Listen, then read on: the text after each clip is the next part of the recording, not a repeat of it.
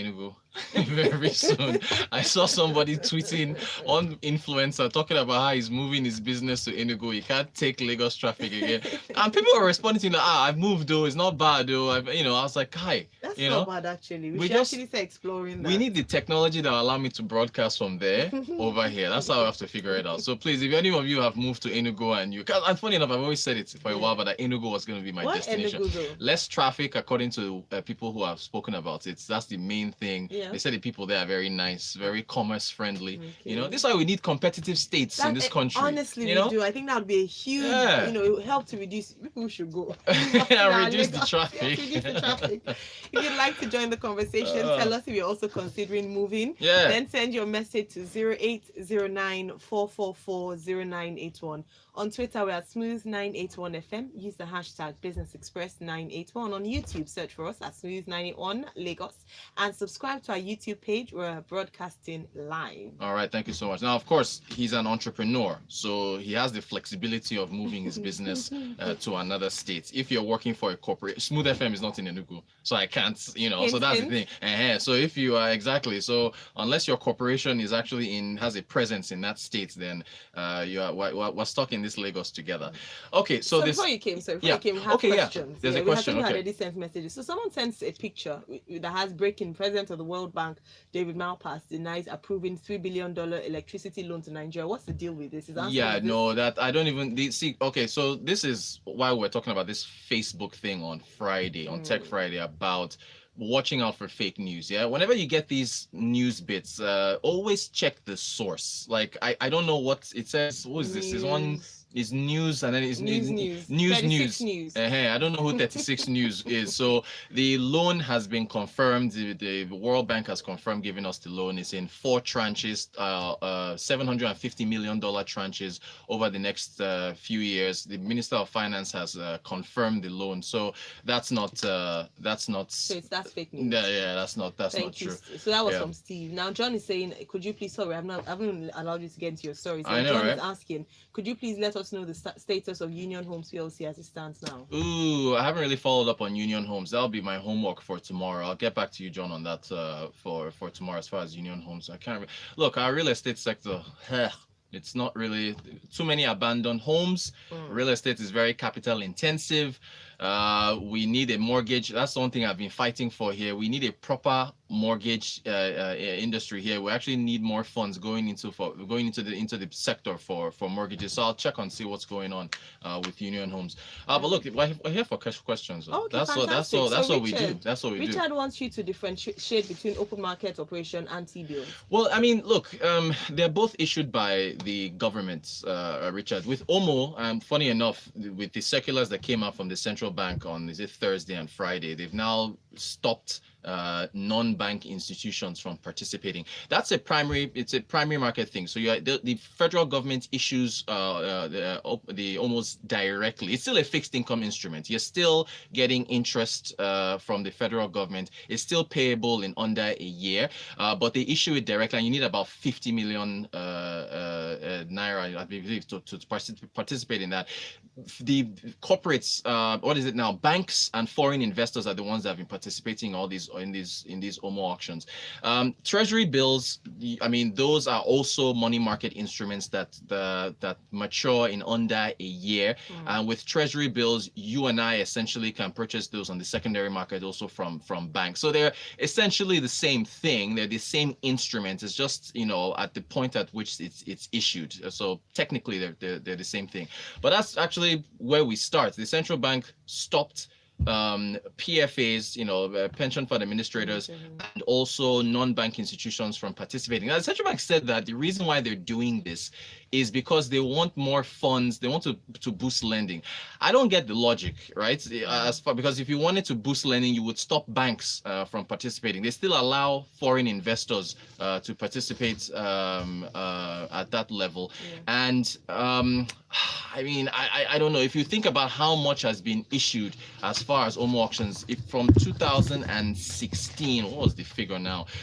The central bank issued about $600 million worth of OMO in 2016. It's risen to about $2.4 billion now for 2018. That's a lot. And those have to be paid back.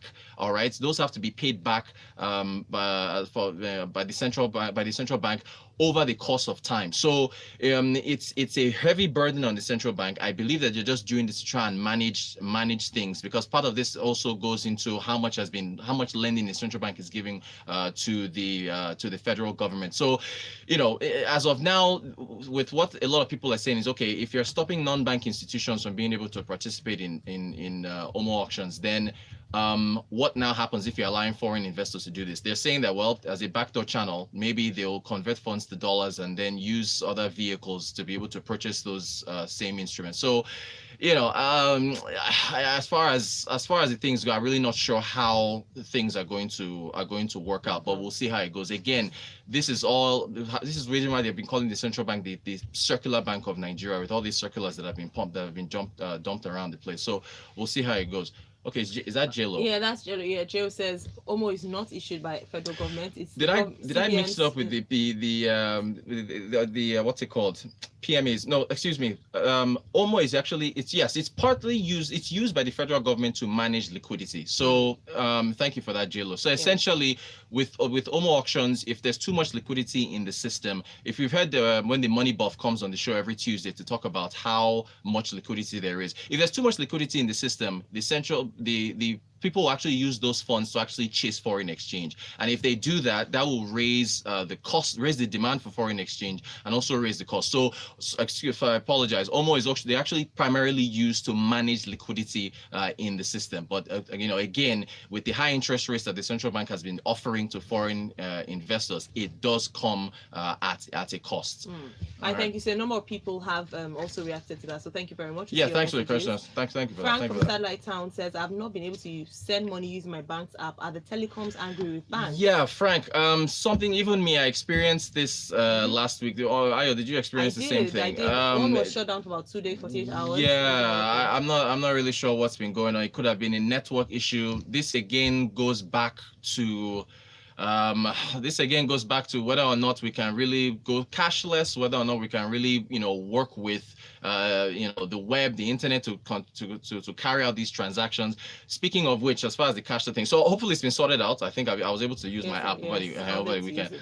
Many people now are saying that they're going to start using cash when it comes to the issues with the 15 naira stamp duty that has been I was still charged. I went to the filling station and I was about to argue with the attendant, and I don't bother. Right. Tell her that the federal government said, or the Minister of Communications says, we should not do it. But I mean, people are just going to use it. I think I see it as a fuel tax, to be honest. But anyway. Oyewole says, I like Enugu. So going back to Enugu question, I usually go there to relax. For commerce, nah, it's a diplomatic state. And then we have Benga Komi says, I'm going to stay 3 days near where I work, starting this week, I've had enough of the traffic. So how about people moving closer to their place of work during weekdays and then going back home weekends? Benga, that's reasonable. That makes complete sense. It will reduce the stress, but then depends on where you work. We are here in Victoria Island. Where am I going to move to that's near VI? To the island. You're a good boy. Not so. Tony from Okata says, morning guys. Yes, I'm actually considering Uyo.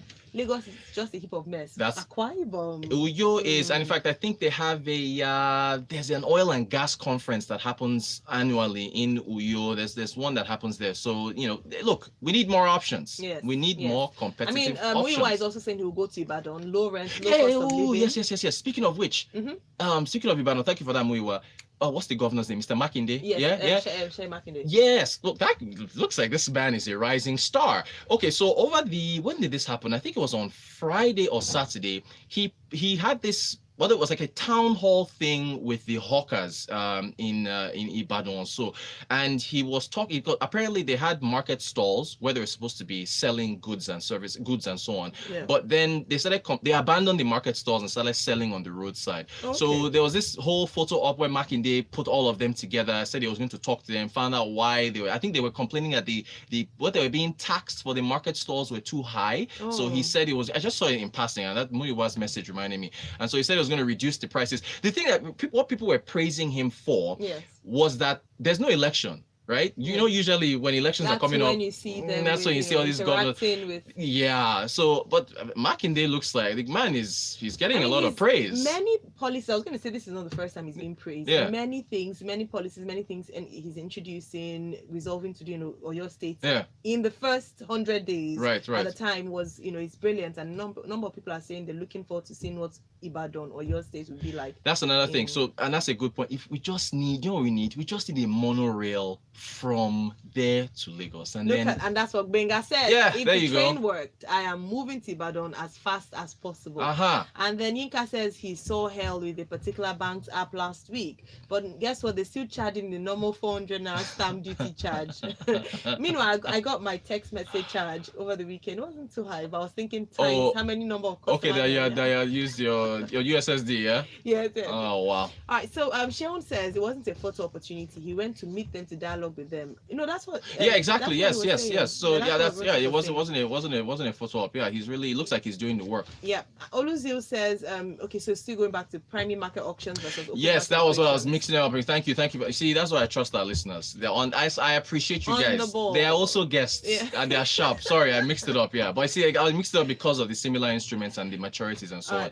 I guess this is going to be our last question okay. for today because our time is fast spent. If I maintain an e-wallet on an international betting site and gamble steady, is that forex trading? Is that very funny, very very funny. Look, if forex, I've told you guys a lot of times, it's very very risky. Yeah. Very quick. Touch on that. Yes, the Zenith Bank Q3 results. Zenith, sorry, it was Access I was looking at because Access is buying, they are buying a bank in Kenya. So sorry, I'll look at Zenith's results and we'll discuss that tomorrow. But Access Bank, I think 9-month results was up about 42% profit, and Access is picking up a bank in Kenya, which is focused. I think they're called Transnational Bank or so. So sorry, it was Access I was looking at. Okay. I wanted to talk about.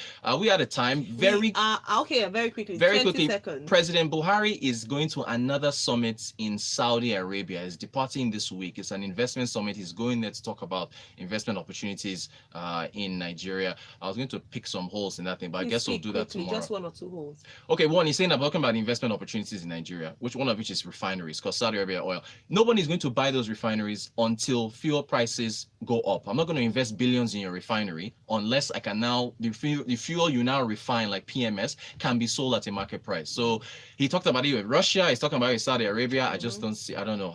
We wish him well and see what he brings back. Okay, we look forward to what our president brings back. And in the meantime, we look forward to what you bring to us. Yes, I have homework for tomorrow. Union Homes, Zenith's Q3. We'll discuss all that in depth tomorrow, as well as all the other stories I had that we didn't get to. I thank you all so much for being part of the conversation. Absolutely fantastic. Don't forget, you can engage Rotus directly at Rotan Quote on Twitter. That's ROTANKWOT.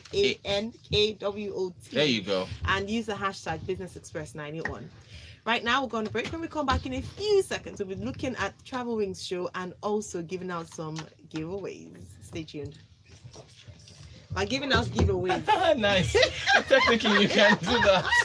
It's a play on words, so you can do that. I'm having a giveaway. Did you send Beyond the Quote already? Yes. Oh, no, I haven't. Let me send it now.